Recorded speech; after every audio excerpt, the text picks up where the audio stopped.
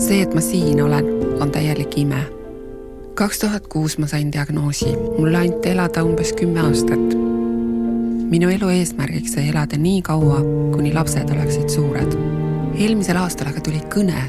Minu jaoks on leitud kopsud. Uued kopsud on toonud mõistmise, milline võit on igal hommikul ärgata ning päeva alustada. Anna elule võimalus ja registreeri ennast elundidoonoriks veebilehel digilugu.ee. Kuku Raadios välja öeldud seisukohad ei pea ühtima Kuku Raadio seisukohtadega. Te kuulate Kuku Raadiot.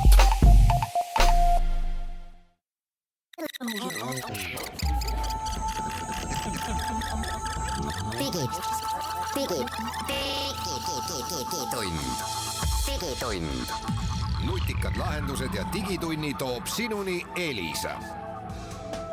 Tere head kuulajad, käes on esmaspäev, 20. jaanuar, digitund alustab, kell on 11 läbi, umbes 7 minutit ja mina olen saatejuht Hans Lõugas, mul on külaline Meelis Väljamäe. Me räägime täna saates põnevatest teemadest, mis kõiki tehnoloogia kasutajaid võiksid puudutada. Esiteks sellest, et kas Euroopas on aeg jälle kehtestada ranged reeglid selleks, et kõiki telefone saaks laadida täpselt ühesuguse laadijaga või asjad ikkagi nii ranged ei ole. Siis arutame seda, kuidas on võimalik väikese uuendusega nüüd oma Apple'i telefonid, iPhone'id muuta turvavõtmeks, mis see täpselt on ja kuidas internetikontode kasutamise turvalisemaks teevad, arutame seda. Siis on meil platsis üks uus veebibrauser meie seniste kuulsate kõrval. Milline see on, miks see on huvitav, räägime sellest. Aga saate teine pool võtame pikemalt ette uurimiseks Tehnilise Järelevalve Ameti mõõtmistulemused mobiilse interneti kiiruse kohta Eestis. Vaatame, kuidas siis saada ikkagi kõige paremad kiirused, kui te oma telefoniga tahate Eestis interneti kasutada. Digitund. No nii, Euroopa Komisjon nõuab, et kõigil telefonidel oleks üks ja ühtne laadija. Kõlab nagu tore üleskutse, eks, aga kõlab nagu väga mõistlik idee. Kunagi seda proovisid standardiseerida micro-USB-d, kui micro-USB oli... No, kui me kõik mäletame seda, kui oli see Nokia Ericssoni õitse aeg ja kõigil telefonidel olid siis, igal tootjal oli suur põlvkond eri laadijaid ja see oli päris segane pilt. Ja see oli ka see, et ühel tootjal oli mitu erinevat tüüpi laadija. Täpselt. Aga micro-USB tegi asja paremaks, mis siis, et see ei ole kaudki ideaalne laadija? Ideaalselt ei tule kunagi. Kõigil on probleeme, aga jah, et mina eelistaks ka seda, kui näiteks USB-C saaks standardiks. Aga see on hästi palju nagu sellist... on natukene lappama läinud infot, et keegi sai täpselt aru, et mida siis Euroopa Komisjon soovib või nõuab. Ja tegelikult see micro-USB standard, mille nad kunagi läbi surusid, see oli tegelikult vabatahtlik, mitte kohustuslik. Uut nad tahavad teha kohustuslikuks, aga tegelikult juba see eelmine standard aitas kaasa nende selliste kummaliste ise tehtud portide hävimisele, micro-USB võitmisele. Et tegelikult see juba oli, sellest vabatahtlikust standardist oli juba tegelikult kasu. Ehk siis nüüd ilmselt tahaks loota, et sellest USB-C standardist muutmisest on natuke rohkem kasu ja arvest sellega, et ta ilmselt on ka ajas vähe paremini kestev kui micro-USB standard. No sa juba viitasid, et olukord pole päris selge. No näiteks Ameerikas, kus palju tehnikateadmed tulevad, nemad vaatasid Euroopa peale, et seal meedia kirjutab, et tegelikult kogu maailm on valesti aru saanud, mida Euroopa Komisjon mõtles, et ei, me ei räägi laadimispesast telefoni küljes ega juhtmest, vaid seinalaadijast, et see peab olema ühtse standardiga, seda siis kirjutas Verge, mis mõnes mõttes on võitlus, mis on juba peaks olema läbi, sest et enamus uudseid telefone tuleb USB-C kaabliga ja ka Apple tegelikult paneb oma uutesse telefonidesse, vähemalt mõnedesse karbi juurde kaasa siis sellise kaabli, mis on ühes otsas USB-C ja teises otsas Lightning. See on siis iPhone 11 Pro puhul. Aga kui nüüd ikkagi lugu on selles, et kõigil telefonidel võiks olla sama port, siis ma arvan, et sinu mõte on üsnagi selline kõige levinum, et USB-C sellest paremat ei ole. Probleem on tegelikult laadijatega ka see, et levinud on siis nii-öelda standardile vastavad või siis USB Power Delivery standardile vastavad, mida kasutavad Google ja Apple, eks ole praegu. Ja mõned teised, kus laadija küljes on USB-C pesa, eks mõlemas otsas on USB-C pesa, mis tegelikult peaks olema loogiline ja pisike kaabel tugev. Aga päris paljud telefonitootjad kasutavad oma nii-öelda kiirlaadijatel, mis on ka nagu selline paabeli segadus, kuna igal tootjal on oma kiirlaadimisstandard, töötab küll ka teiste telefonidega ka aeglaselt ja seal on ikkagi päris paljudel on nagu selline klassikaline vanakooli USB küljes. Minul näiteks Huawei telefon, millel on originaallaadijal on USB-A pistikaks laadija küljes ja USB-C on siis telefoni küljes. Ja see tegelikult on võib-olla see koht, kus ma tahaks, et ka laadijatel oleks tegelikult USB-C pesa, sest Power Delivery võiks olla ka standard ja nüüd, kus paljud väiksemad tootjad kasutavad ju Qualcomm'i Quick Charge protokolli, eks ole, ja Quick Charge 4 Plus on nüüd ka Power Delivery'ga ühilduv, ehk siis need on põhimõtteliselt sarnane standard. Qualcomm'i on natukene rohkem sellist vabadust antud, aga ei ole nii range. Aga üldiselt sellistes arvates standardid nagu hakkavad kokku jooksma ühte kohta kokku, siis võib-olla oleks mõistlik, kui olekski nagu üks kaablistandard vähemalt laadijate poole peal. Ma ostan laadija, ma tean, et see alati sobib, eks ma pean mõtlema, et ma kaablit veel juurde ostma. Ja no aga sellest... Et tegelikult ka USB Power Delivery on ju ka arvutit laadimisstandard, eks järjest rohkem arvutit tuleb sellega. Võiks olla üks laadija, mis sinu kõik erinevad seadmeid laeb ka sülearvutit, aga me ei saa üle sellest, et tootjad üritavad siis ennast turul diferentseerida või näidata, et minu kiirlaadimine on tegelikult superlaadimine, nagu see sinu Huawei näide on. Ja natuke rohkem vatte tuleb telefonisse sama aja jooksul. Või õigemini siis on laadija võimsus, aga põhimõtteliselt ma tegelikult jään pessimistiks, et me jõuame nii kaugele, et siis näiteks Apple oma Lightning pesa telefonis asendab selle USB-C-ga. Küll aga ma pean sellest tõenäolisemaks, ma ütlen avalikult välja, et nad kaotavad üldse selle laadimispesa ära. Ehk siis telefoni jääb ainult juhtmevaba laadimine. No sinna nad üritavad jõuda, jah. See on muidugi selles mõttes naljakas, et kuna arvates Apple'i juhtmevaba laadimine on aeglasem kui nii mõnegi konkurendile. See on muidugi omad probleemid, kuumus ja võimsuskadu ja nii edasi. On küll, aga vaata, selles mõttes neid see ei huvita see standardpaketis telefoni karbist välja tulev laadija kiirus, sest praegugi on ju tavalise selle soodsama iPhone'i karbis kaasas väga aeglane laadija. Tõsi. Mis on väga kehv, et siis tuleks sul karbis kaasa või ka nagu Euroopa Komisjon ütleb, et ei peaks alati panema kaasa selle laadijat, et sellest tekib nagu jäätmeid. No, see ongi tegelikult nende, juba algus oli nende mõte juba mikro-USB standardi ajal oli neil see, et keelatakse üldse ära siis nii-öelda laadija karbi panek ja laadijad, kui mida posta saab, tuleb eraldi juurde meie telefonile. Ehk siis eeldusel, et sul on kodus mõni standardlaadija juba olemas, mis töötab, siis ei pea nagu topeltlaadijat ostmaks, mis on tegelikult nagu jäätmete poolest mõistlik mõte. Jäätmete poolest mõistlik, aga inimeste selgeks tegemise poolest väga keeruline. Eriti kui see üleminekuperiood on veel, kus on veel müügil vanu telefone, mis on vana juhtmega. Praegugi on ju mikro-USB telefoni ju veel tuleb jah, telefonid on tegelikult väiksem probleem, kõige suurem probleem on igasugused kõrvaklapid, e-lugerid ja asjad, kus on nagu mikro-USB väga levinud. Nii on, no ühesõnaga me nagu te kõik aru saite, lugu on segane, kui see selgemaks saaks, oleks väga tore, aga mina jään siis skeptiliseks. Hoiame silma peal. Kohe midagi paremaks läheb, aga teeme siin väikse pausi.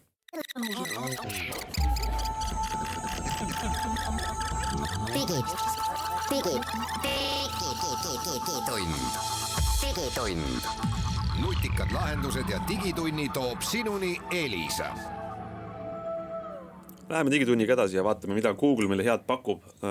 Google'i kontod on meil kõigil olemas, mul on selline tunne, võime öelda, ja need on tähtsad kontod, sest et me hoiame seal igasuguse infot. Google'i Gmaili konto võib olla meie peamine konto igasugustesse muudesse teenustesse sisse logimiseks ja seda tuleb hästi turvata. Nüüd Google'il on uudis, nüüd on laiendatud nende siis uut turvaprogrammiga iPhone'idele, millega muudetakse telefon turvavõtmeks.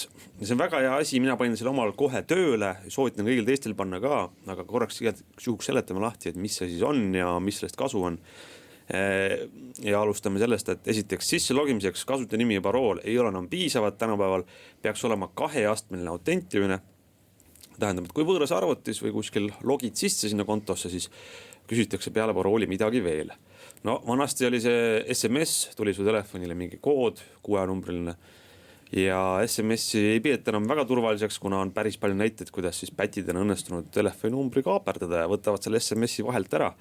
Selle asemel on siis üks kõige levinumatest, kõige turvalisem viis on turvavõti, mis või olla näiteks väike mälupulga taoline väike jubin, paned arvuti külge, kui sisse logid ja siis tunneb see Google ära, et jah, selle tõesti sina, kellel see täpselt see jubin on ja seda ei saa siis kaugelt üle interneti varastada või häkkida. Eks selline väiksed jubinad maksavad kuskil 10, 15, 20 eurot, saab internetist osta. Kõige kuulsamad sellised tooted on vist YubiKey. Aga kui me juba kanname kaasas oma taskus ühte suurt jubinat, oma telefoni, siis nüüd lubab Google sellega muuta turvavõtmeks. Ja kui me sisse logime teenusesse, siis pärast parooli sisestamist palub siis teenus, et vaata oma telefoni ja kinnita sellest sisse logimine. Ja see tähendab, et inimene, kes siis teenuse sisse logib, tal peab olema läheduses see sama telefon, mis on registreeritud sinna juurde. Mis muudab nagu peaaegu võimatuks, vähemalt väga raskeks, et keegi kuskilt üle teisel pool maailma teisel pool maakera mõni interneti kurjategija on teie parooli pannud pihta ja õnnestub kuidagi sisse saada ilma, et ta oleks siis tegelikult teid telefoni pihta pannud. Et see piirab väga palju seda ohtu, et kuidagi läheb teie konto kellegi teise kontrolli alla. Androidi telefonidel on see juba tükk aeg olemas. Meelis, kas sul on see peale pandud? Jaa, ma just imestan, et ma ei teadnud, et iPhone'idel seda ei olnud siiamaani. Ma eeldasin, et Google appis on see olemas, aga ju siis mitte. Ehk siis nüüd ei ole tähtis, mis sorti telefonidel on, et telefon turvavõtmena töötab ja palub. Kas siis varem sai iPhone'is kasutada ainult nii-öelda Google Authenticaatorit või mõnda muud sellist äppi, et see nii-öelda brauseri põhine ei töötanud?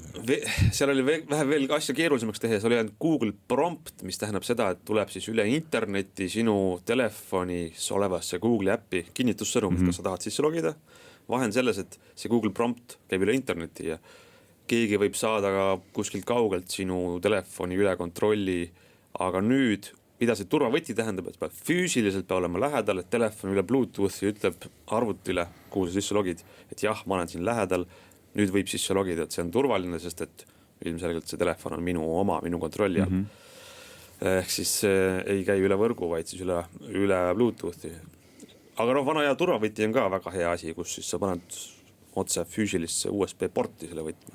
No see on veel turvalisem, aga kindlasti oluliselt ebamugavam. Mina kannan seda võtmekimbu küljes ühte sihukest võtit. Ja see on vajalik, või on vajalik, vaid mõistlik ja ilmselt ka ainuke mõistlik lahendus siis, kui sul on tõesti mingid väga väärtuslik andmeid, mida sa pead hoidma, eks ole. Keskmisel inimesel, kellel on loomulikult Google konto on väga oluline, kogu elu käib seal ümber, aga ma ei ole päris kindel, kas nagu sellist füüsilist kiirtüüpi lahendust on vaja kasutada, aga selliste inimeste, kellel on nagu väga palju ärisaladusi või asju vaja valvata igal juhul. Ja seal on parem kartu kohe, et seda töötab väga hästi. No meil on nüüd uus mäng ja meie brauserite mängumaal, et kui tavaliselt saate uue arvuti Windowsiga, seal on Edge, võib-olla olete kogenud ja pädev muude brauserite kasutamisel tõmmata äkki Chrome'i või Firefoxi, siis nüüd ärge imestage, kui varsti on teil uut arvutit käima pannes seal uus brauser nimega Microsoft Edge Chromium, mis on uus asi vanas kuues või vana asi uues kuues, ma ei tea, kuidas õige öelda olekski, sest Edge on ju meil siiamaani olemas ka Windowsis on, Microsoft on seda pakkunud, aga Edge Chromium on nüüd selline, mis on oma sisu, see mootor on sama, mis on Chrome'i brauseril, aga pakendatud siis Microsofti teenuse sisse. No, kas näiteks otsingumootor on seal Bing. Saab kasutada ka Google'it või DuckDuckGo't, kui tahad, et vaikimisi on Bing. Miks hea on? Oled sa aru saanud, Meelis? No, esimene probleem, mis Microsoftil oligi see, et nad tegid Edge'i täiesti uue renderdusmootori peale, mis loomulikult mõningate lehtede peal näitas väga imelikke tulemusi, kuna lihtsalt veebiarendajad arendavad oma lehte Chrome'i ja natukene ka võib-olla Safari jaoks, mis on tegelikult väga sarnased. Ja Microsofti Trident mootor, mida Edge kasutas, oli teistsugune ja tänu sellele näitas natukene kehvemini. Kas mitte ka Firefoxi läinud üle Gecko pealt Chromiumi peale mingi aeg tagasi või Blingi peale, Google'i mootori peale, ma võin praegu eksida, aga ühesõnaga, et standardid lähevad järjest väiksemaks, erinevaid konkureerivaid renderdusmootoreid jääb järjest vähemaks, mis on ühtepidi kurb, et see veeb muutub järjest vähem avatuks, teistpidi on jälle hea, et asjad töötavad nii, nagu nad ette nähtud on, eks ole, mitte et sa võtad veebilehe lahti ja näed seal mingisugust säbru. Ehk siis see on oli probleem, et enamus inimesi, kes ostsid Windowsiga arvuti ja see vaikimisi Edge'i kasutamise asemel kasutavad Edge'i korra ainult selleks, et tõmmata alla Chrome. Siis praeguseks on niimoodi, et selle uue Edge'iga, kui te ostate sügisel omale uue arvuti, kus on Windows 10 peal, kus on juba siis uus Edge ees, Chrome'i põhine, siis tegelikult teist brauserit ei ole vaja, töötab praktiliselt sama hästi kui Chrome selle vahega, et ta näitab teile vähem reklaame ja rikub vähem teie privaatsust, kuna Google'i huvides on teatavasti näidata reklaame, see on koht, kus nad raha teenivad. Microsoft teenib raha mujalt, reklaamidest teenib ta suhteliselt vähe, kuigi ka kasutab aegalt, aga enamasti ikkagi müüb nagu tasulisi teenuseid ja no see on väga hea muidu tähelepanek, aga siin on ka paar sellist eripärad, Chrome on nii levinud, et siia on väga palju saadaval igasugu pistikprogramme, väikseid plugineid on ju, ja mina kasutan Ghosterit peaaegu igal pool, mis võtab ära mult asjad, mida ma ei soovi, et veebilehed sinna panevad, igasugu jälgimisküpsisid ja muud asjad. Nüüd, nagu sa ütlesid, nagu see Chromium Edge võiks olla natukene rohkem minu privaatsust austav, et seal on need võimalik seadistada see üsna lihtsalt, et vähem privaatne, rohkem privaatne või mugavam privaatsust, aga ma tahan öelda seda, et need Chrome'i laiendused peaks sobima ka väga hästi ka täpselt sellele uuele Edge'ile. Just, see on ka üks nagu eelis, et ei pea enam arendajad tegema eraldi Edge'i versiooni laiendustest, vaid Chrome'i laiendust töötavad vahel küll selles, et neid saab siis osta või alla laadida Microsofti poest ja seal ei ole veel kõik saadaval, aga järjest lisatakse olulisemad asjad nagu just olid Ghosteri ja näiteks LastPass ja muud sellised populaarsed laiendused ilmselgelt kas on olemas või saavad lähiajal olema olemas, sest Microsoft ennast huvitab ka see, et see ökosüsteem oleks nagu võimalikult lai, et inimesed saaksid neid kasutada nii, nagu nad on harjunud. Ja mina ütleks, et siin on selle uue Edge'iga on ikkagi see, et eeliseid on piisavalt, negatiivseid külgi väga ei ole, nii et miks mitte proovida. Ja kes ei viitsi proovida, siis kui te ostad enda uue Windowsi arvuti, saate selle niikuinii mingi hetkel kaasa. Praegu veel mitte, aga sügisest ilmselt. Täpselt, aga väga kihvtuks. Ma ise ei ole jõudnud veel proovida, kuigi see on juba paar päeva väljas olnud, aga kindlasti proovin. Ja kes kasutavad Maci, siis see Edge Chromium on ka Macil. Ja üllatus tuleb ka Linuxile. Ja Linuxile ka. Ja mina, kes ma olen nagu selline üsna aktiivne Microsofti äppide kasutaja, siis mulle nagu see areng tegelikult meeldib. Ja konkurents on alati teile tulnud. Täpselt, ja natuke on juba irisimist olnud, et oi, kuidas Microsoft annab ikka, ületab oma punased jooned ja kasutab seda Google'i renderdusmootorit seal ja aga kuulge, see on nii eilne jutt, et see on juba eilne Microsoft. Tänane Microsoft on väga platvormi sõltumatu. Ja mulle see iseenesest väga meeldib. Enne kui lähme pausile, jõuame veel teavitada kõiki neid inimesi, kes hetkel on trammis ja tahavad meid kuulata siis nii, et nende andmesid ei kulu Tallinna trammides, vähemalt uutes levib tasuta internet. Seda teatas meile Tallinna linnatranspordi aktsiaselts. Mitte küll vist kõikides, aga uuemates KAF Urvas trammides on tasuta wifi läbiela. No ma ei tea, Meelis, mis me ütleme, kas see on nüüd läbimurre või ei ole? No tegelikult bussides ja muudes transpordivahendites on tasuta wifi päris aktiivselt levinud, eriti pikamaa sõitudel. Minul on nagu 2 küsimust, et esimene küsimus, et kui turvaline see on, ilmselt mitte väga ja sel juhul palun kasutage VPN-i, kui te kasutate avalik wifit, ükskõik kus kohas. No võt ei ole veel saanud proovida, aga ma tunne, et peaks sulle see soovitus andma. Ja teiseks see, et kui kvaliteetne ta on, sest et mina olen kasutanud bussides on ta tavaliselt üsna kehv, rongides on ta lausa väga kehv ja eriti välismaistes. Ja Soome lahel liikuvatel laevadel on ta täiesti kasutuskõlbatu. Kohati. Deniss Boroditš TLT juhtiva ütles, et vist, et ühe trammi kohta on see 100 megavatti sekundis allalaadimine. Et kui sa oled üksik turist seal näiteks tuled, siis on okei. Aga mulle tundub, see sihtgrupp ongi täpselt see, et sa tuled lennujaamast, istud sinna trammi, võib-olla kohaliku andmesidet ei ole, kui sa oled Euroopast väljaspool tulnud ja siis on see väga hea teenus. Ja arvestades sellega, et ma saan aru, et Tallinna linnal on plaan ikkagi ühendada trammiga tulevikus otse lennujaama sadam. Ehk siis turistide ideaalne sõiduviis kahe populaarse sihtkoha vahel, et lennukiga tuled ja laeva peal lähed või vastupidi. Tegelikult selle tee peal wifit kasutavad juba võistlik. Jah, väikest selle silda. Sild ühe transpordiliigi pealt teise peale. Aga jah, tõesti ütleme meie kui põlised linlased siin, ma ei tea, kas meil see trammi wifi on see, meie, kes me oleme harjunud kasutama meie ja vinguma meie väga hea kvaliteediga andmeside üle, millest me vastu järgmises pooles räägime.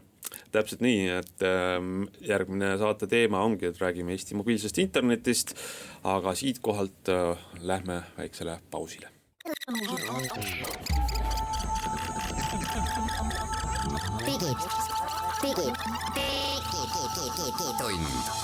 Digitund.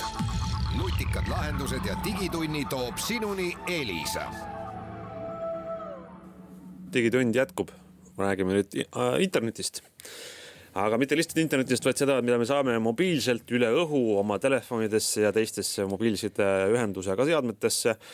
Ja vaatame, mis seisus me oleme siin, sest et hiljuti eelmise aasta lõpul, kui ma nüüd õigesti näen, tegi Tarbijakaitse ja Tehnilise Järelevalve Amet mobiilse interneti andmeside kiirustest ülevaate ja mitte just ülevaate, vaid üsnagi põhjaliku mõõtmise, mis seisnes siis selles, et tehti 166 mõõtmist fikseeritud mõõtekohtades paigal olles ja lisaks veel 2600 ja natukene enamgi mõõtmist liikumise pealt autoga sõites. Mõõdeti siis seda, milline see mobiilne internet on ja eelne kõige lihtsam näitaja, millest me kõik aru saame, et kiirused, kui kiiresti andmed tulevad sekundis meie seadmesse üle õhu ja hüpates kohe siis kõige tähtsamate numbrite juurde, mida TTJA nägi, oli see, et kiirused on väga kõrged. Keskmine allalaadimiskiirus, siin on siis erinevad numbrid selle kohta, kas me räägime fikseeritud või sõiduajal. Fikseeritud punktides olles on need kiirused kõige kõrgemad. Et üle 100 on üldse norm, 3 võrgus, Telia puhul 125, Elisal 131 ja Tele2 94 megabitti sekundis. Mis on siis paigal olles üle õhu tuleb internet. Meil on muide stuudios tulnud ka, ma ei tutvustan Kristo Kork Elisast, Elisa raadiovõrkude taristu valdkonna juht. See kiirus paigal olles, mis on keskmiselt üle 100 ligi, see on absoluutselt ju, ütleme, parem kui väga paljudes kohtades ikkagi on kaabliga tulles interneti kiirus. On ju nii, Kristo? Jaa, tere ka minu poolt. Kui suurus täpselt nii on, selles mõttes, et Eesti on väga, väga heas seisus. Kui võrrelda siin ka erinevate Euroopa riikidega või veel hullem hakata minema kuskile nii-öelda, kus siis Lõuna-Euroopast allapoole või siis Aasia poole. Aasias on loomulikult teatud piirkond. Mõned riigid on seal väga kiired. Absoluutselt, et seal on Jaapan ja Hiina ja seal on nagu väga, väga okeid, aga täpselt nii on. Loomulikult need, nagu sa enne tõid välja ka, et on mõõtmisi tehti nii-öelda fikseeritud punktides kui sõidu pealt. Fikseeritud punktides nad on paremad, mis on täiesti arusaadav ja tegelikult ju enamus inimesed tegelikult ikkagi kasutavad seda reaalselt ikkagi suht nagu ühe koha peal. Et mobiilne internet küll ta liigub ühes kohast teise, aga ega ta on üle mõistus palju nagu sõidu ajal ei kasuta neid. Täpselt nii, et kui ma ütlesin, et 125, 131, 94 Telia, Elisa, Tele2 on kiirused fikseeritud kohtades, siis kui me vaatame sõites, mis on, ma olen põhimõtteliselt nõus, et sõites tegelikult see kasutusjuht on teine, et võib-olla ma rongis ja kaugliini bussis sõites kasutan nagu suuremahulist videot vaatan, aga autoroolis kuulan podcasti, siis see tegelikult väga ei nõua kiirust. Loomulikult, kui jääd kõrvalistuja, siis on kui lastel taga istmel on nagu hea. Aga sõidu ajal siis Eestis tähendab üle riigi siis keskmine allalaadimiskiirus. Telia, Elisa, Tele2 vastavad numbrid 77, 83, 62. Mis on, ütleme kolmandiku võrraga on jämedalt öeldes aeglasemad. Aga eripära on see, kui te tulete pealinna, Tallinnas, sõidu ajal kiirused, ja ma oletan, et Tallinnas TTJA sõitis siis 50 km tunnis, mitte kiiremini, on 107, 119, 93. Oluliselt kiiremad kui ülejäänud Eestis. Miks need Tallinnast nii palju siis kõik elu kiirem on? Kindlasti 2 aspekti ongi seal, et üks ja sama asi, et mida kiiremini sõidad, seda paratamatult aeglasemaks see läheb, nii-öelda see üleandmine ühe tugijaama pealt teisele, aga sellest hoolimata ikkagi loomulikult Tallinna linnas on mahud on niivõrd palju suuremad, kuna Tallinna linn ise on juba elanikkonnana on 33% Eesti elanikkonnast, et ja tugijaam on nii palju tihedamini lihtsalt linnades. Loomulikult ka teised linnad, Pärnu ja Tartu, aga Tallinnas on paratamatult see olukord kindlasti teistsugune. Et seal on, kui keskmiselt seal võibolla maapiirkondades on seal 1-2 kihti tugijaama kohta, nii-öelda siis erinevad sageduskihte, millega see kiirused saavutatakse, siis Tallinna linnas on see peamiselt 3, mõnes kohas ka 4 ja nii edasi. Ma korra mõtlen selle peale ka, et ega see ei ole staatiline asi see, et mis see kiirus on, et see võib mõjutub päris palju erinevaid asju, et millal sa mõõdad ja kui palju teisi inimesel võrgus on. Me ei tea täpselt metoodikat kellaaegade suhtes, vist oli töötundidel toimusid mõõtmised ja TTJA avaldas selle nüüd eelmise aasta lõpus selle raporti, aga mõõtmised toimusid septembris, kus oletada, et Tallinnas on ikkagi palju rahvast, kooli aasta käib, on ju. Kas öötundidel võiksid olla palju kiiremad need numbrid?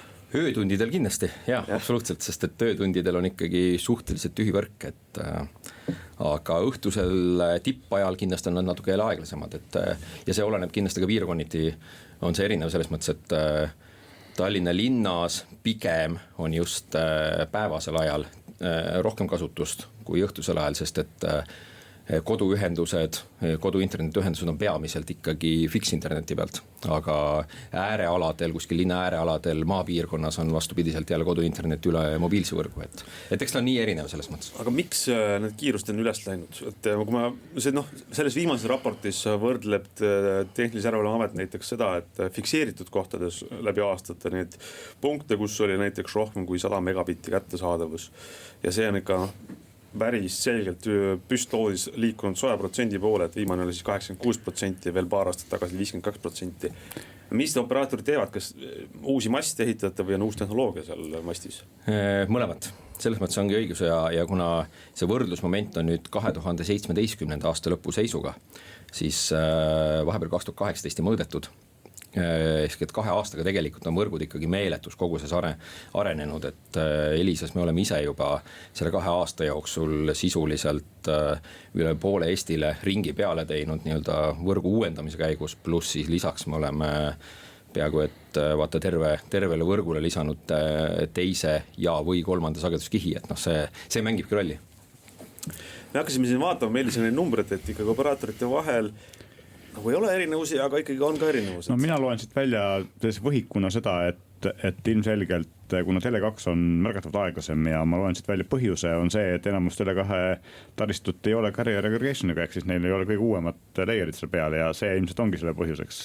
Suure tõenäosusega küll jah, selles mõttes, et ma ei oska kindlasti nii-öelda anda kommentaari, ei ole õiglane anda kommentaari nii-öelda Tele2 võrgu arhitektuuri kohta, aga see võiks olla üks põhjuseid küll. Numbrid, millest te räägite selle ilmestamiseks on siis see, et näiteks keskmine allalaadimiskiirus fikseeritud kohtadest Telia Elisa on 125-131, Tele2 94 ja Tallinnas on ka teistel üle 100, Tele2 93. No ei ole väga suured vahed, aga ikkagi märgatavad.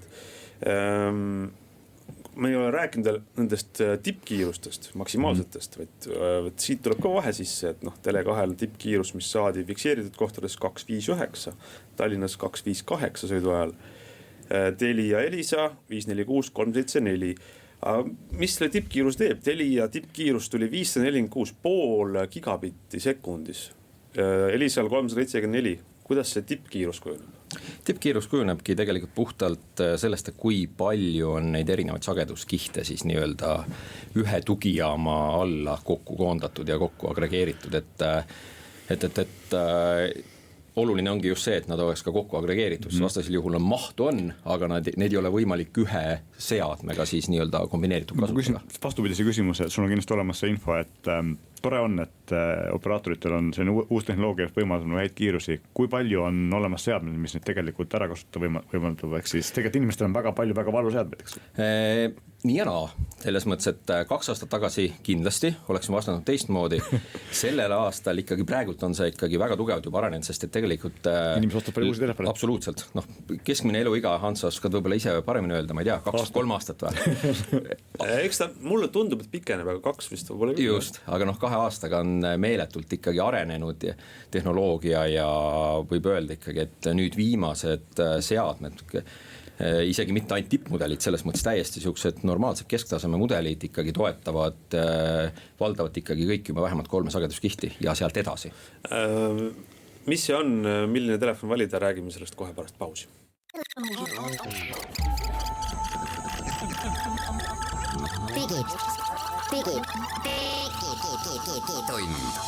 Digitund. Nutikad lahendused ja digitunni toob sinuni Elisa. Ja nii, lähme digitunniga edasi. Rääkisime viimasest väga laiaulatuslikust mõõtmisest Eestis leviva mobiilse interneti kohta ja saime teada, et need tippkiirused küünivad siin 0,5 gigabitini sekundis, maksimaalne allalaadimiskiirus. Ja kui me võtame siis konkreetsemalt keskendume suurema rahvastiku tihedusega Tallinnale, siin on need tippkiirused Telial 416 megabit sekundis, Elisal 339, Tele2 258. Mis tehnoloogia see on? Käime selle korra peal üle. Kuidas saada nii suur kiirus oma telefoni?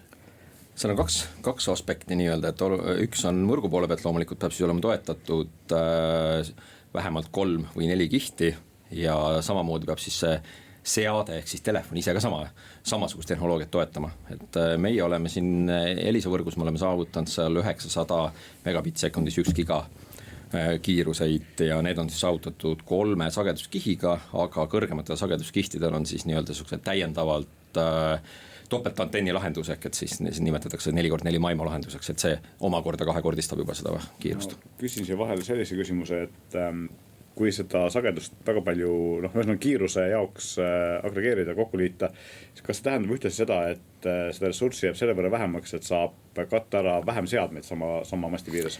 Ei, kusjuures vastupidiselt.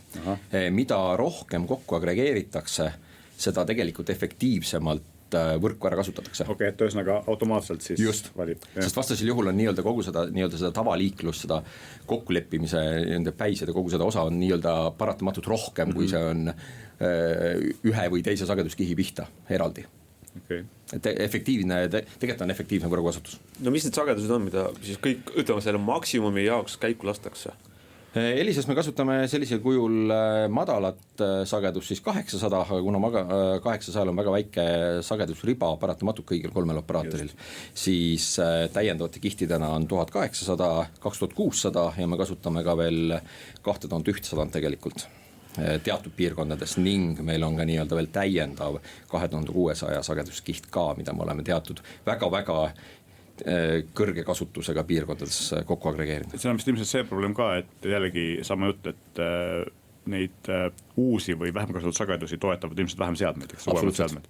Ja teine küsimus, mis mul oli kohe selle peale, oli see, et kuidas 3G-ga on, kas te juba võtate 3G maha ja panete 4G tasemele või? No selles mõttes, et loogiliselt see võiks nii käia. Hea küsimus. Selles mõttes, et kui ma nüüd ütlen, et me võtame 3G maha, siis ma pean kohe kommenteerima juurde, et see ei tähenda, et 3G leviala kuidagi väheneb, vaid see tähendab lihtsalt seda, et me küll vähendame seda sagedusressurssi ehk et seda mahu kihte sealt puhtalt tänu sellele, et 3G-s kasutusel lihtsalt nii palju langenud. Just. Ja siis suuname need 4G-sse küll. Just olengi nagu aru saanud, et on riike, kus nagu täiesti aktiivselt nagu korjataksegi 3G maha ja pannakse sagedusressurss kõik 4G alla, eks ole, või 5G alla. Just, täpselt nii. Aga ma vaatan see, mis sa ütlesid, see 4x4 MIMO, et see on siis multiple input ja multiple output. Just. Et tegelikult selle näite järgi leiab juba need parimad telefonid üles, eks? Põhimõtteliselt küll. No see on nagu see, et väga keeruline on leida neid tehnilisi andmeid, kuna enamus inimesi ei saa neist aru ja siis neid ka väga ei näidatakse. Seda ma just tahtsingi öelda, et see on paras kaebamine, et sa seda tavaliselt ei näe. No, võib-olla on see, et kui sul tekib see vajadus, siis sa lähed ja küsid või selles mõttes, et see on tegelikult enamus inimestel ei ole seda väga vaja teada. Aga mina küsiks hoopis sellise küsimuse, et on siin sellest tabelist küll väga välja ei tule, aga ma tean, et on mingid kohti, kus on nagu kõigil operaatoritel üsna korralikult valged laigud, et millest see tuleneb, kas seal on mingid sood, rabad või ligipääsetavus kehv või?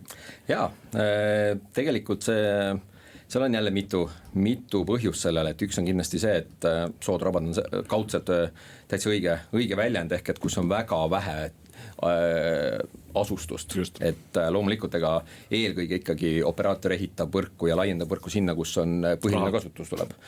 Üks raha loomulikult ka, aga selles mõttes, et kus on nagu reaalsed kliendid ja kus on see kasutus ka statistika baasil.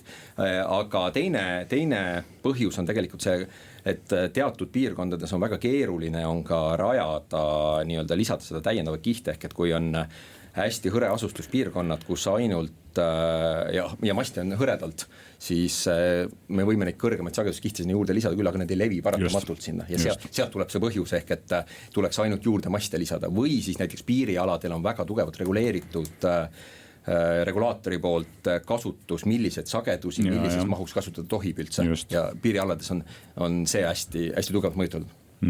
No ma siin surfasin, kui te rääkisite nendest TTJA tulemustest, et ikkagi väga raske on leida mõõtmispunkti, kus oleks allalaadimiskiirus alla 10, seda ma ei leidnudki, alla 20 väga raske leida, et Pidula kandirahval ja Valjala kandirahval, mõlemad jäävad Saaremaale siis, on nendes vähemalt TTJA punktides, praegu me räägime Elisa esindajaga, Elisa puhul oli see 17,5, kõige väiksem number, mis ma leidsin, 17 megabit. See on tegelikult päris hea, eks? No kuule, selles mõttes kaabliga sa saad, vaskkaabliga saad palju vähem, selles mõttes on hea, aga ülejäänud Eesti võib nautida siin 176 ja niimoodi, et need on asustatud punktid ometi, mis siis seal toimub, miks seal on nagu näiteks, see ei ole keset sood või raba, et miks mõnes kohas ja ei, see tulenebki ikkagi puhtalt sellest, et kui suur on see kasutus ja ega võrguarendust me teeme ikkagi nii-öelda loomulikult absoluutselt me tahame igal pool võrku arendada ja seal ei ole üldse küsimustki, aga alati on mingisugused prioriteedid, mingisugused järjekorrad vastavalt kasutusvajadusele.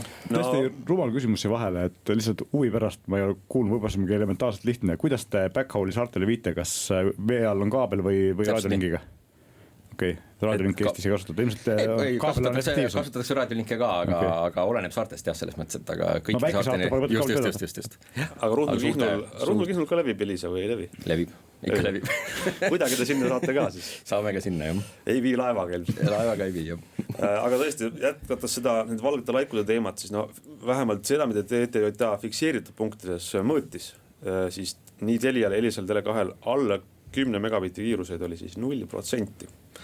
Ehk siis igal pool on vähemalt 10 saad sul õhu kätte, mis võiks siis öelda neile, kes istuvad kodus, kuhu tuleb kaabeliga internet ikkagi väga aeglaselt telefonikaablit mööda, et tegelikult saab ju mobiiliga kiiremini, mis on hea uudis.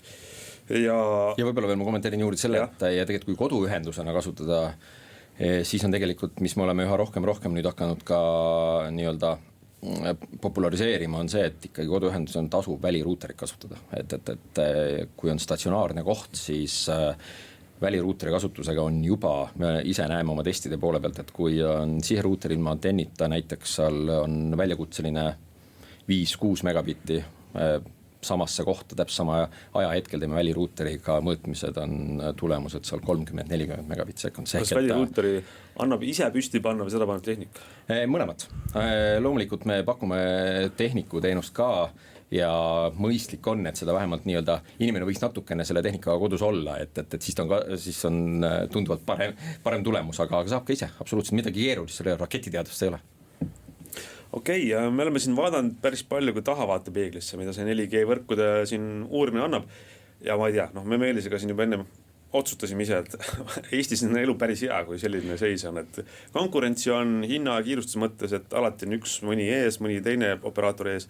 Tegelikult tarbijal on väga hea elu selliste 4G võrkudega. Tekib küsimus, miks neid 5G võrku siis ehitada veel? Jaa, miks ei saa 5G võrkusid ehitada? Miks need vaja on üldse ehitada, kui on 4G on ikkagi juba nii hea, et pool gigabitt ja võib-olla isegi kuni gigabitt. Selles mõttes ma olen nõus, et ega nüüd päevast üks kohe nagu absoluutselt igale poole ei olegi vajadus 5G puhul, aga meil on küll ka kohti, kus me tahaksime päevast üks juba teha. Minule tundub skeptikuna, ma olen eluaeg olnud väga suur andmeside skeptik ja mulle tundub, et 5G jutt vähemalt, mida operaatorid, eriti USA operaatorid ümber räägivad, on nagu nii suur mull, et enamusest ei saa vastata tõele. No mis sa arvad sellega? Täiesti latentsuse vaba ja kõik see on nagu täiesti uskumatu selline. Võib-olla meil paari sõnaga kommenteerin seda, et miks ei saa, praegu lihtsalt meil ei ole sagedusoksjonid, ei ole toimunud teatud põhjustel, kohtukeisside põhjustel just, aga selles mõttes see suur mull on nagu nii ja naa, et mull on ta selles mõttes, et kõik need funktsionaalsused ei tule päevast üks korraga. Esimene use case on ikkagi kiire koduühendus, sealt edasi hakkame rääkima IoT-st ja sealt edasi hakkame rääkima lõpuks sellest madalast hilistumisest. Ehk ta ei tule päevast üks. Minule jääb mulje, et ma olen täpselt sama juttu, mida operaator räägib 5G kohta kuulnud, kui 3G tuli ja kui 4G tuli, et sõnad on täpselt samad. Aga reaalsus on nagu tavaline. Aga samas tulemused on ikkagi paranenud. Aga ta võtab aega, ta võtab kindlasti aega. Aga sa ütlesid, 5G puhul esimesena asjana on see, et koduinternet. Et siis koju tuleb esimesena ilma kaablita, aga valguskaabli kiirus. Okei, ma küsingi siis sama küsimuse, et mis vahe on selles, kus mul on koduinternet 5G põhine või 4G põhine. Okei, ta on natuke kiirem, aga reaalselt, et mis see minu kui tarbija jaoks nagu paremaks teeb, kas ta levib paremini, ilmselt väga mitte, kuigi see MIMO töötab seda paremini, et ta ilmselt jagab sagedusi. Ja ei levi selles mõttes, et leviala kindlasti suurem ei ole, et isegi kuna sagedus läheb kohe kõrgemaks, aga teistpidi on ta tehnoloogiliselt ehitatud ikkagi suhteliselt sellist üles, et nad on täitsa võrreldavad 4G ja madalamate sagedustega, aga leviala seisukohast, aga kiirused ei lähe natuke paremaks, tegelikult me räägime ikka sellisest 5-6 korrast nagu julgelt. Gigabiteks. Aga ma küsin siia juurde, kui me sagedust rääkisime, et meil praegu ikkagi kõik, mida me räägime oksjonitest ja tulevikust on sub-6, eks üks käsi ei ole meil millimeeter veebi peal või millimeeter sageduse avalikud konsultatsioonid on juba alanud regulaatoriga. Peale Tallinna niikuinii me kuskil seda kasutada ei saa. Saab ikka, aga selles mõttes ta ei ole kindlasti riiki kattev võrk. Just. Me väga tore saate lõik oli, aitäh kõigile kuulajatele, osalejatele, me oleme jälle eetris täpselt nädala aja pärast.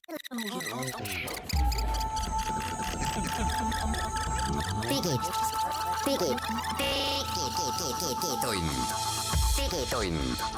nutikad lahendused ja digitunni toob sinuni Elisa